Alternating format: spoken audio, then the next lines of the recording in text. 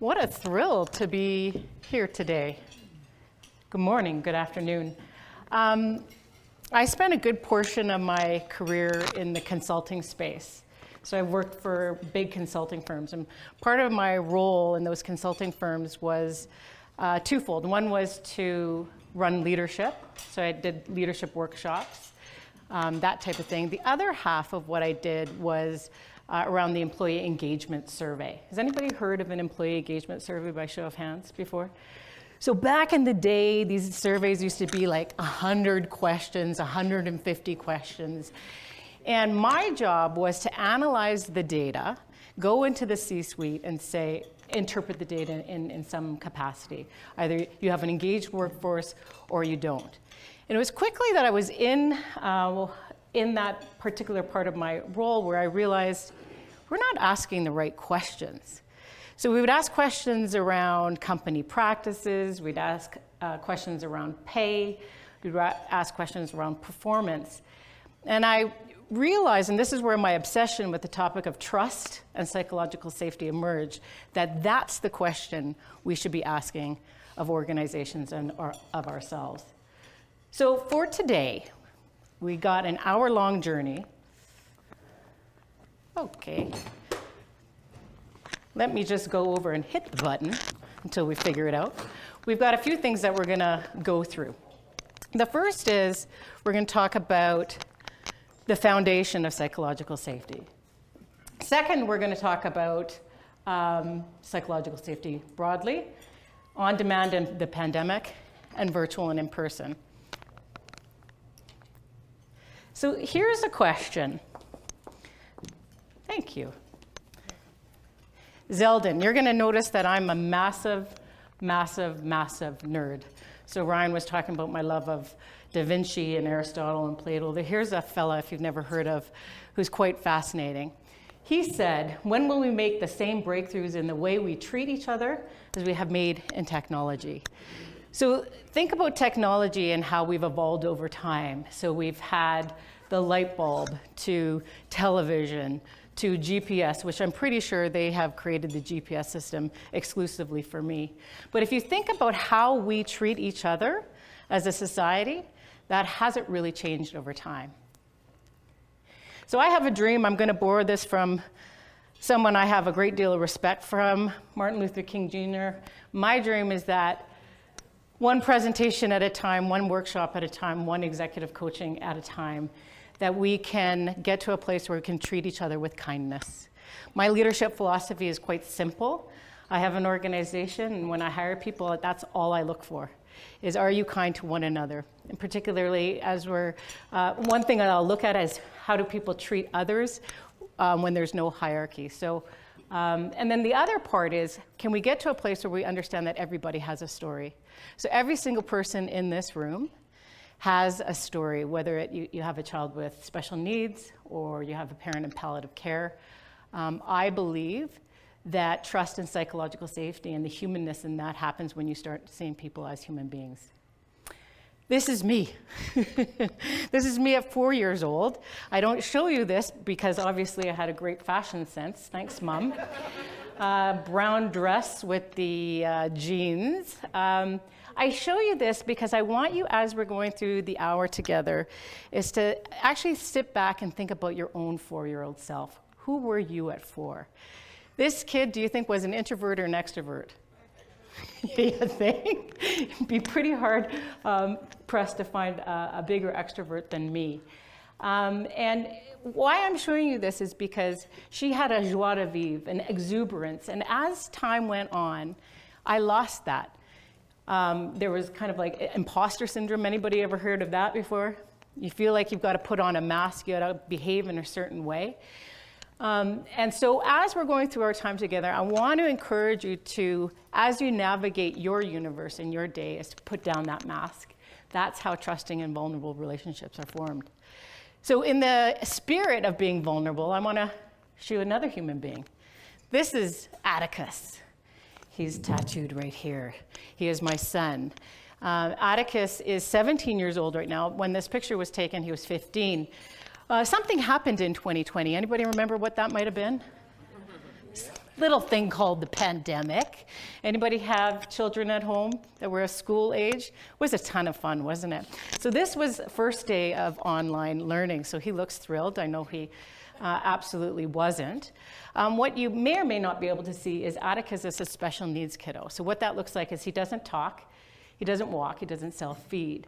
And so as I've been pursuing trust and psychological safety and studying this thing hard, it's no coincidence to me that I was born a child like Atticus, where I started asking the question, well, why does he trust us? Like, how does that happen when you don't have any language? Anybody have any theories how you build trust when someone doesn't have any language? Anybody? Show kindness, yeah. What else? Love, yes. Presence. Yes, got it. I say at the very core of trust, it's a full contact sport. What might I mean by that? It takes a lot of effort. Yeah. But it takes three things: body language, tone, and the words we say. If we think about body language, tone, and the words we say, what might be the most important as it relates to communicating of those three? Body language. 55% actually of what we communicate is dependent on what our bodies are doing. Tone is 38%. What is tone, by the way? Okay, you got it. I'm going to date myself when I say Bueller. Bueller. For our younger folks, anybody willing to say what movie that's from? Ferris Bueller's, yeah. So if you've ever been to university, you've gone through a lecture and someone's talking at that real monotone level, you need modulation. And then the last is the words we say. I've been working with the CEO, helping him become a better public speaker. He was super excited. He sent me his PowerPoint deck, really excited, and I said, I don't care. I mean, the deck needs to be there, right? But we're going to work on how you deliver that. So when we are talking about another human being, Atticus, it's the body language, it's the tone, and it's the words we say, but body language is certainly the most important. Okay, so let's talk about psychological safety. When I say those two words, what comes to mind? Mental health. Okay. Trust. Tell me more. What do you mean trust? Well, you feel safe. You feel safe. Good. What else? Resilience. Yes. Good. Confidence. It's all of those things. And here's the thing. Although psychological safety might be a new term to some of you, it is not new. It's actually been kicking around since the 60s, where a couple of organizational psychologists coined the phrase. Here are a couple of definitions that are out there around psychological safety. Kahn, in 1990, really resurrected it after these two guys in the 60s, and he said, psychological safety is being able to show and employ oneself without a fear of negative consequences or self-image status or career. Some of you might have heard of Amy Edmondson. I call her the queen of all things psychological safety. If you're really interested in this topic, she does a phenomenal TED Talk. She says it's a shared belief that the team is safe for interpersonal risk-taking. And then Timothy Clark, who happens to be someone I've met, which he's an awesome human being, he says it's an environment of rewarded vulnerability. So I can show up and be vulnerable and not have any negative consequences as it relates to that. So my definition is slightly different. It's treating each other like friends, fueled by kindness. Now, let me be really, really clear. Doesn't mean you have to be friends. It means you have to be friendly with people in and around you. Okay, so we're going to just do some foundational stuff before we give you some examples and kind of the recipe of how do you create psychological safety. So this model is, she's saying move my hair. This model is from a dude by the name of Patrick Lencioni. And it's a really interesting model where he says, and there's a reason why it's a triangle, trust is the most important thing that you can do on a team. Who, by show of hands, is on a team? Okay, so in order, you have to build that foundation of trust. And then what happens in this model, he says, you are then afforded the luxury of going into conflict. I don't know when conflict became a dirty word. I have no idea, because you need conflict on a team, impassioned debate, healthy debate, in order to produce a better widget, whatever that widget is.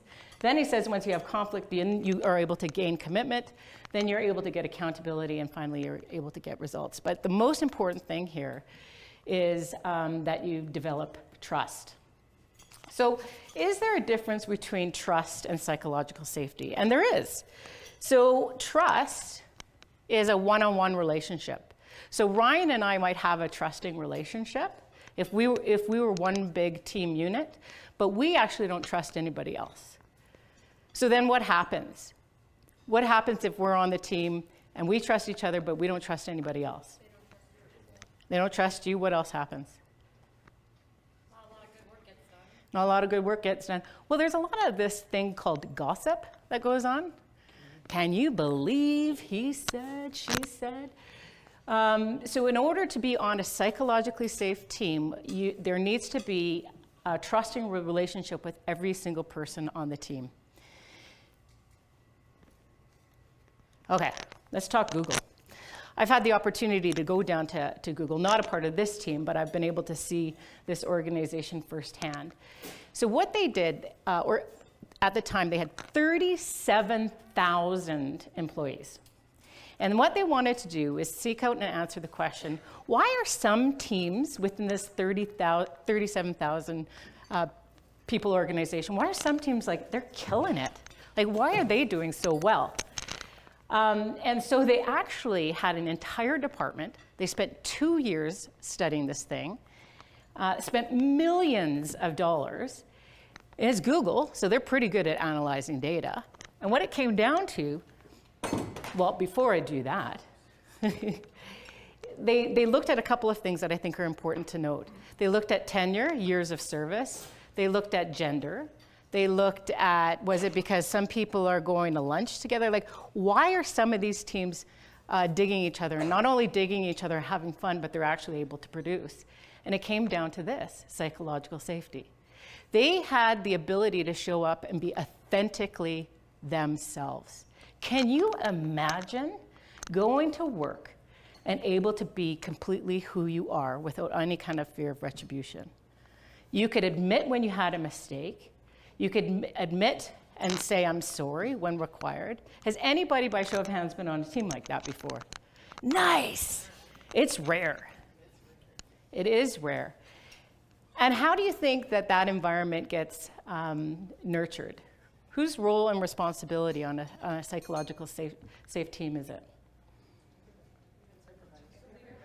It's everybody's, but I'm not going to give it away. There's one person in particular that really owns psychological safety on a team. You got it. Was that you, Elaine? Awesome. It is the leader who sets the tone. 100% of the time, it's the leader who sets the tone. So let's dive into it. What are some of the signs that you're on an unsafe team? Anybody? People afraid to speak. Yep. Frightened to speak. Yeah. What else? Side conversations. Yeah. Tension. Yeah. Secrets. Yeah. I was on a team in that large consulting firm which I was telling you about, and we had a meeting. I was a part of the senior leader team, and we had a new consultant come in, and he happened to lose an account. And in front of everybody, our leader started shaming him. How dare you lose this account? And I kept on thinking, like, this guy's only been around for like 3 months. How is it his responsibility to have lost the account? It's got to be the organization, whoever was looking after it before him. And as the leader kept on belittling and shaming him in front of everybody, I was kind of looking at the group. And at the time, I was somewhat new. Like, is someone going to speak up? So my personal values, I absolutely felt the need I had to speak up and say, hey, hold on. Is this how we're going to treat each other? What do you think happened to me? I didn't get fired. I didn't get fired, but what do you think immediately happened? This meeting is going on, and I'm calling him out. He shuts down the meeting, and he says, Carolyn, I want you to stay behind. And he told me that I was not to make him look bad, right? So then what happened to me? I ended up leaving because people leave leaders. They don't leave an organization. So it's really important when I think someone is bringing something up that's uncomfortable, if you're a leader, that you allow for it and you have a discussion around it. Let me give you a couple of examples that you might know of. This is the Columbia Space Shuttle, 1986. Does anybody remember this? So anybody remember the year? 86, right? So some of us were in school and they wheeled in the TV. Does anybody remember that? And then we all watched it together. And then 78 seconds later, boom. So when you study this, this is a really interesting study in psychological safety. There is an engineer, I know we've got a bunch of engineers in the room, whom kept on putting up their hand saying there's something going on with this O-ring. It's part of the rocket or the liftoff mechanism that when it got too cold out, it was failing. So one engineer in particular keeps on raising his hand, and his leader ended up saying to him, like, stop being Chicken Little, like stop running around like the world is on fire. Can you imagine being the leader that was responsible for that? 7 people lost their lives. There's other NASA examples. What happened here, though, was really interesting, is Ronald Reagan at the time, old US president, launched an investigation, and it was determined that NASA at the time had a really poor culture where people felt like they couldn't speak up. People can die in an environment that is unpsychologically safe. Maybe not in the condominium community, but those are some of the implications when you have an unsafe or unpsychologically safe environment where people can speak up. Here's another example. And it's in the news right now, so I'm watching this one like a hawk. But in 2018, 2019, anybody have Netflix? You'd be surprised. So there is, if you want homework and you like watching documentaries, there's a Netflix documentary called Downfall. Some people have seen it. Fascinating account of Boeing. So Boeing traditionally have been known as an organization of a strong safety culture. You're safe with Boeing, right, when you get on one of their aircrafts. This is what happens. 2017, new leadership team comes in to Boeing. And all they're concerned with is profits and what their share prices are doing. So that then infiltrates into the culture where we got to get more done better, faster with less, like just do more and more and more. 2018, 2019, MAX 737s blow up in the air. Hundreds of people, 380 some odd people die. What's happened recently? January 5th, anybody know? The door blows off, right? And so I am studying this CEO hard right now because there is a video of him really just not taking any ownership or responsibility for this door blowing up. But it was engineers, once again, saying we've got a problem here, but the culture not allowing for it. So I tell you, I do fly a lot, and Air Canada has a fleet of, this is my public service announcement. You want to have a look at what plane you're on. They have a fleet of about 40 737 MAXs. I don't want to get on one right now. The culture just doesn't permit one where I would want to get on it. What are some signs that you're on a safe team? Anybody? Open discussions, you bet. What else? Open door policies. Open door policies, yeah.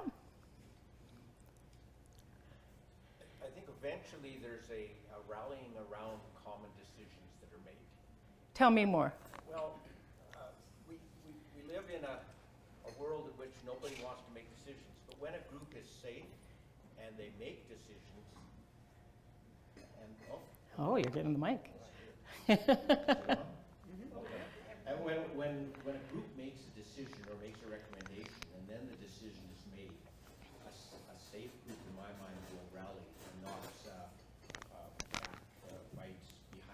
decision because maybe it didn't quite go their way. Yeah. Yeah, what else? Perfect. I think rumors and gossiping probably, you know, yeah, it gets diminished, I guess. It sure does. Doesn't happen because you're able to talk to those person. Yeah, exactly, Maria. Any else?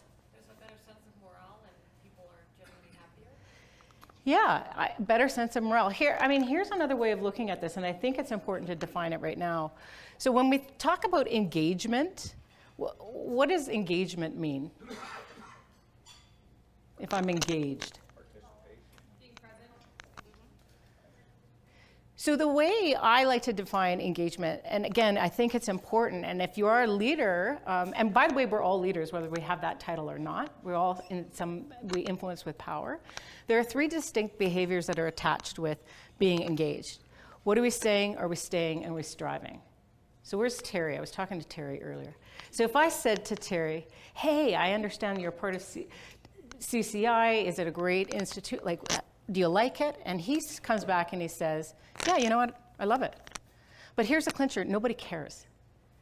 You know, his boss isn't answering the question, his direct reports aren't there, his peers aren't there. You're just saying really cool things about the organization when you're engaged.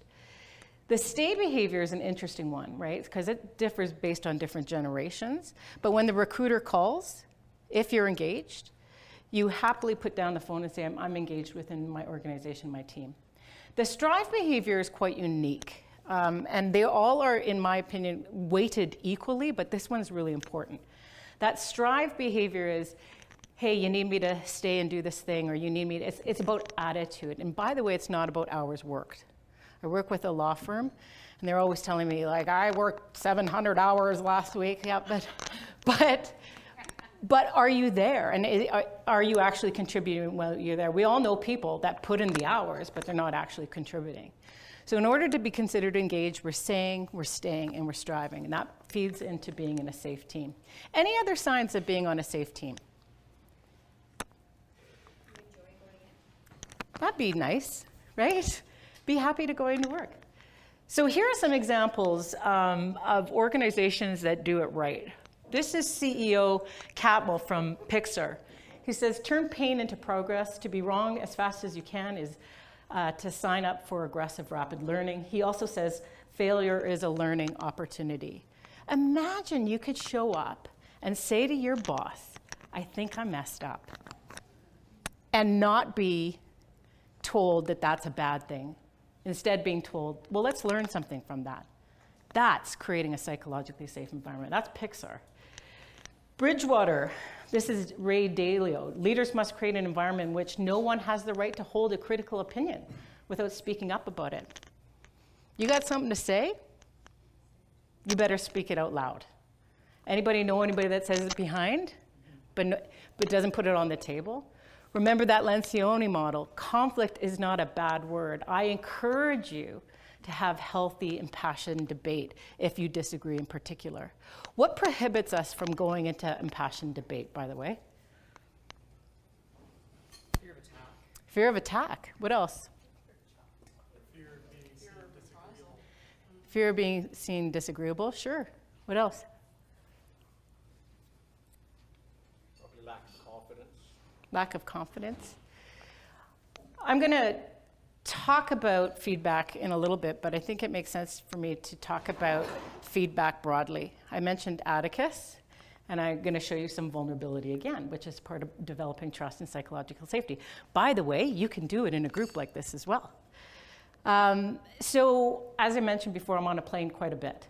And this is about 7 or 8 years ago, and I was asked to reevaluate the performance plan for a law firm, actually.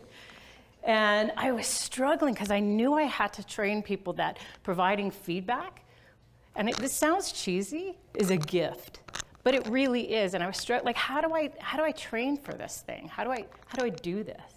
So I was driving Atticus to school, and my partner was going to pick him up after, so we weren't going to just leave him there and me get on a plane. And I got to the school, and I had some time, and I asked the teacher, could I sit down and just observe? And she says, absolutely, come sit down, please observe.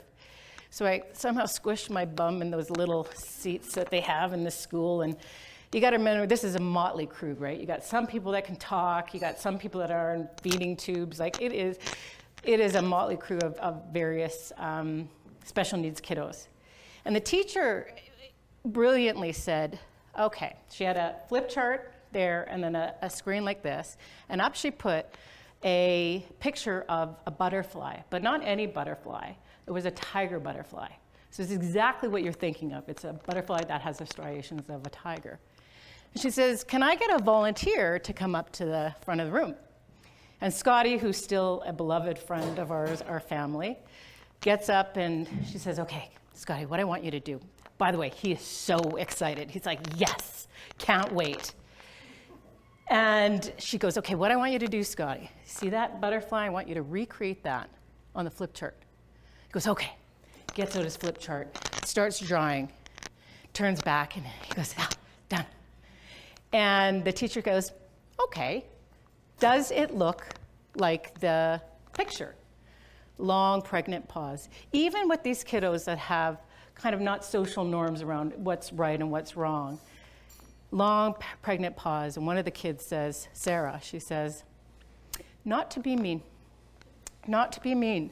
but the antennas need to be a little bit longer. So Scotty turns around and goes, they absolutely do need to be longer. So he fixes them, comes back, and the teacher goes back and once again says, does the flip chart look the same as the picture?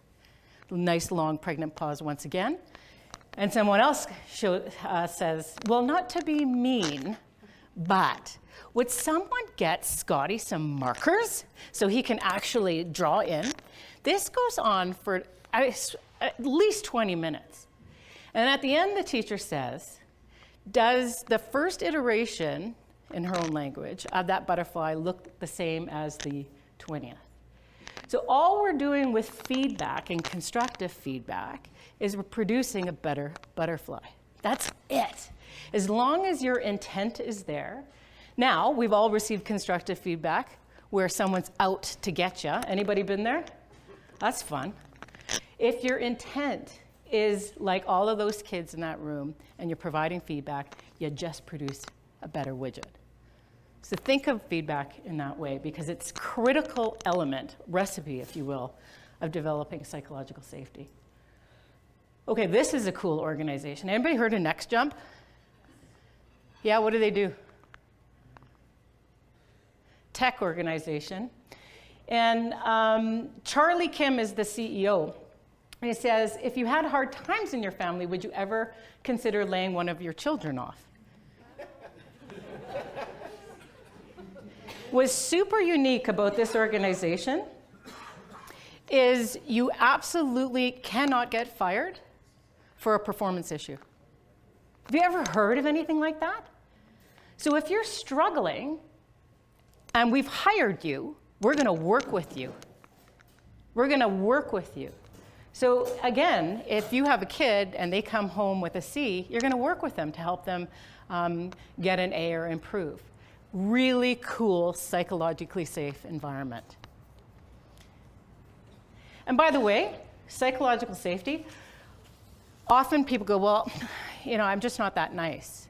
It has nothing to do with nice. Does anybody know someone nice at the office or in their universe? Bops around being nice, but you don't trust them.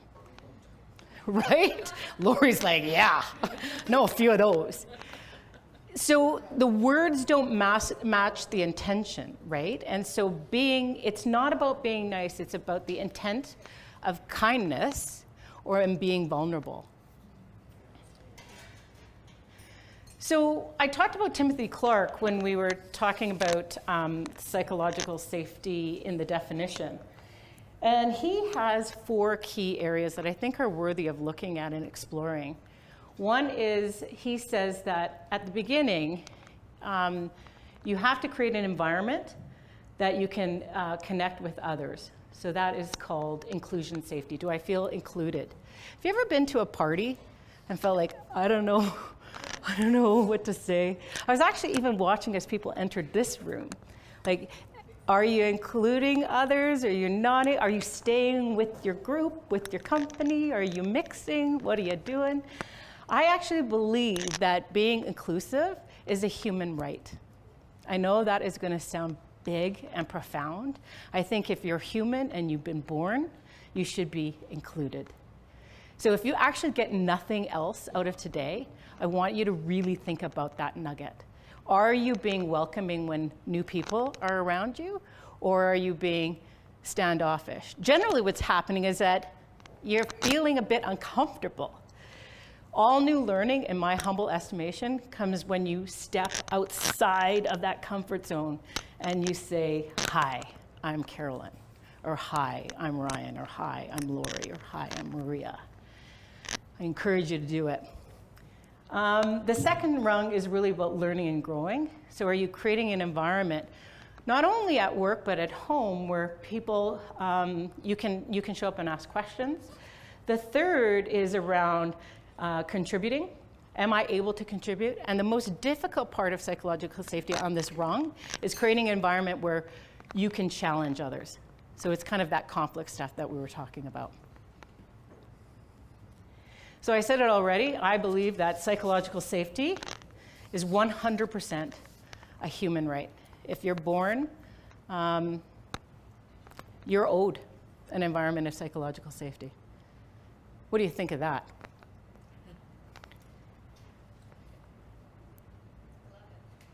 Why do you love it?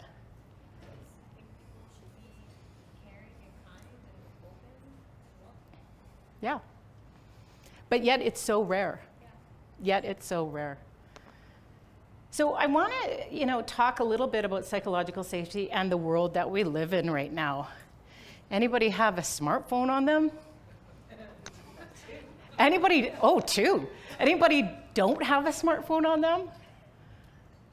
Like, think about that. I remember I was 30 by the time I got a cell phone. And I remember getting that thing and going, I don't want people calling me. Same, right? I don't want to be like in touch. Now, what's the first thing that we do? So I've been thinking about what are the implications of what I call the on-demand culture on building relationships, trusting relationships, creating psychological safety. It's pretty profound. TikTok, I don't even have that thing. I don't even know what the function of anybody have TikTok? Anybody can explain it? Okay. It's dancing, yes? Everything, okay. Netflix, it's this environment that we have of hit pause, hit play, hit pause. What? I remember The Love Boat in 1982. I had to sit my butt down and watch that thing on a Saturday night, 8 o'clock, followed by Fantasy Island. Now we've got Instagram, instantaneous. Everything is instantaneous. So what are the implications of this instantaneous world on psychological safety? I think it's profound. I have had the opportunity to talk to students at the university, and I think there's a challenge there. Small talk is a skill. And a lot of these kiddos avoid small talk like the plague. What's the implication of avoiding small talk like the plague on developing trusting relationships and developing authentic, psychologically safe environments? It's profound. Pandemic. Wow, this has been big. So it created isolation. We wore masks. So masks are an interesting thing. There's your face that gets broken out into 3 different areas. Your eyes, kind of the middle section, and your mouth. In order to actually interpret data, when we're talking about body language, this is also with the face, you need to see all elements of the face. There are strong studies that have suggested that if you don't don't put those puzzle pieces of all 3 together, you automatically don't trust somebody. Does anybody meet someone during the pandemic only with a mask on? And then they took it off and you're like, whoa, what's that all about? Right? You need all 3 elements in order to to create trust with another individual. So let's talk about that. There's a really cool study, again, homework, anybody that wants to go check this out. It's called the Reading of the Mind's Eye test, where they look at this. Just if you want to see how difficult it is to read someone else's emotions if you don't have all of those three elements that I was just talking about. So there's 36 questions, and then you have a bunch of options.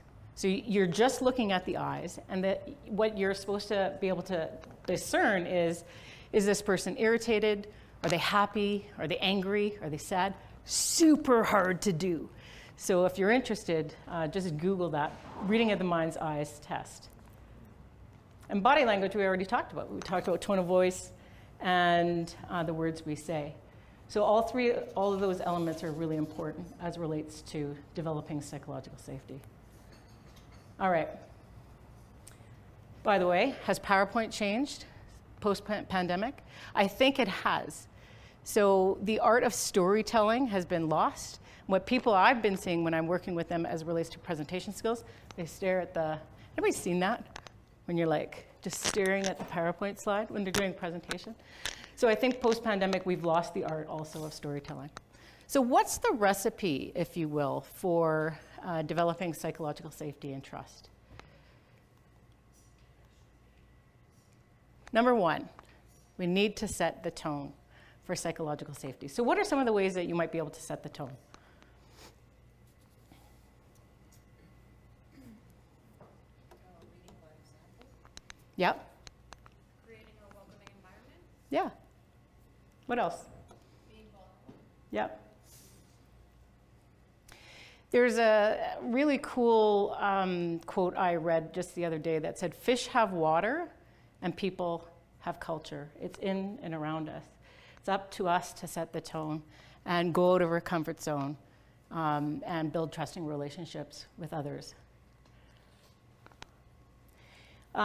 Instill psychological safety in your leadership style. So when the pandemic kicked off, I did a bunch of roundtables with a bunch of CEOs. And I was just trying to figure out, like, what's going on here? And how are you guys navigating this thing? And one of the CEOs said to me, I've got two successors that are going to potentially take over my role. I've got successor A, who's the front runner, and successor B, kind of second in line. The front runner was an individual that was goals, objectives, KPIs, did all that stuff. Second person really did something interesting during the pandemic. She ended up talking to people and saying, like, how are you doing? Like, I know you have people that are in palliative care, special needs, all of that stuff. So I went and talked to him afterwards and said, so who did you actually hire as your successor?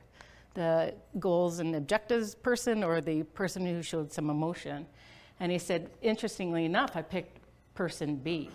So I think during the pandemic, we saw the humanness in one another, but here's my great concern, is that we're going back to goals, objectives. So instill psychological safety in your leadership style. Here's going to be a bold statement. Employees who do not have demonstrated a track record of creating psychological safety should not be eligible for promotion to management or higher levels of management. What do you think about that? And how would you measure that? How would you know that someone's demonstrating psychological safety on your team? Feedback from the team members. Feedback, what else? Yep. Through their actions. Yes. Retention. Retention, yes. Good. So instilling that in your leadership style becomes of paramount importance. And finally, we talked about the butterfly story, is I need you to collect feedback. I need you to ask people. I started the whole talk talking about the engagement survey. I actually think the survey is dead. Dun, dun, dun. I think what you need to do is actually go out and talk to the people around you. Really go out and have conversations, real-time, continuous quality conversations with the people around you. There are two actually formulas, if you're interested, of providing feedback that I would encourage you to use. If you're providing recognition, who's comfortable providing recognition, by the way? Yeah? Most people say that they're comfortable providing recognition, but hear me when I say great job, good job, although nice, is not really feedback. So the formula is, I want you to start with some facts, I want you to tell that impact, and then I want you to finish with a genuine thank you. If you're providing constructive feedback, that healthy conflict that I want you to go into, that constructive feedback, that butterfly story, I want you to think about the following: facts, impact, and then I want you to solution with the other person.